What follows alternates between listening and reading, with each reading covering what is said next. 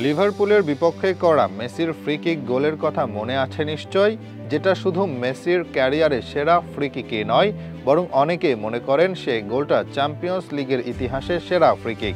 গত রাতে করা হুলিয়ান আলভারেজের এই ফ্রি কিকটা এবার দেখুন। এবার দুটি ফ্রি কিক একই সাথে দেখুন। এখন আপনি নিজেকে প্রশ্ন করুন, এই দুই ফ্রি কিকের মাঝে মিল কোথায়, কিংবা এই দুটি ফ্রি কিকের মাঝে কোনটা সেরা? দূরত্ব প্রায় একই। একজন ডান পায়ের, যিনি বাঁ দিক দিয়ে ঢুকিয়েছেন, অন্যজন বাঁ পায়ের, যিনি বল জালে জড়িয়েছেন ডান দিক দিয়ে। দুজনের শটে গোলকিপার পাখির মতো উড়েছে, যা ফ্রেমকে আরো সুন্দর করে তুলেছে। একেবারে টপ কর্নার দিয়েই জালে জড়িয়েছে দুটি বল।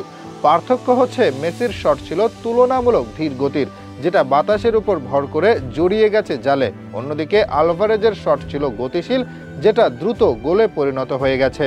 চ্যাম্পিয়ন্স লিগের সেমিফাইনালে লিভারপুলের মতো প্রতিপক্ষের বিপক্ষে গোল করার কারণে মেসির গোল নিয়ে যতটা আলোচনা হয়েছে, সেই তুলনায় হয়তো আলভারেজের এই গোল নিয়ে তেমন আলোচনাই হবে না। তবে নিঃসন্দেহে এই গোলও বেশ দুর্দান্ত, এতে কোনো সন্দেহ রাখাই যাবে না।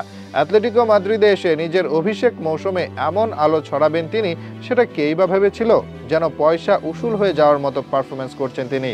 নিজেদের শেষ ম্যাচে রিয়াল বেটিসের বিপক্ষে শুধু একটি ফ্রি কিকেই থেমেছিলেন না, দলের 4টি গোলের মাঝে 3 গোলে অবদান ছিল তার, যেখানে নিজে গোল করেছেন 2টি, সতীর্থদের দিয়ে করিয়েছেন আরও একটি।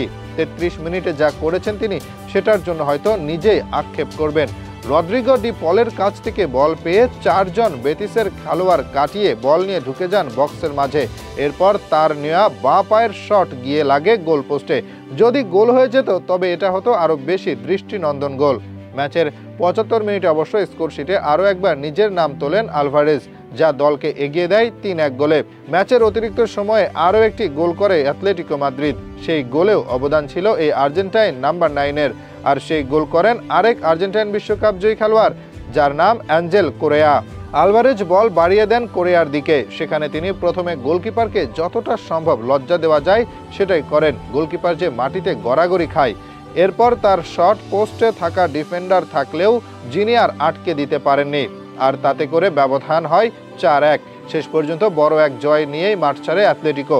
এদিকে আর্জেন্টিনার কোচের অধীনে এসে দারুণ খেলছেন আলভারেজ। এই মৌসুমে লা লিগায় 36টি ম্যাচে গোল করেছেন 17টি, কোপা ডেল রেতে ম্যাচ খেলেছেন 7টি, গোল করেছেন আরও 5টি। চ্যাম্পিয়ন্স লিগে 10 ম্যাচে 7 গোল আসে তার পায়ে, অর্থাৎ নিজের প্রথম সিজনেই ক্লাবের হয়ে 32টি গোল করেছেন আলভারেজ।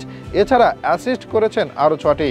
যদিও কোনো শিরোপা জিততে পারেনি, তবে এই মৌসুমে প্রমাণ করে দিয়েছেন কেন তিনি সময়ের অন্যতম সেরা স্ট্রাইকার।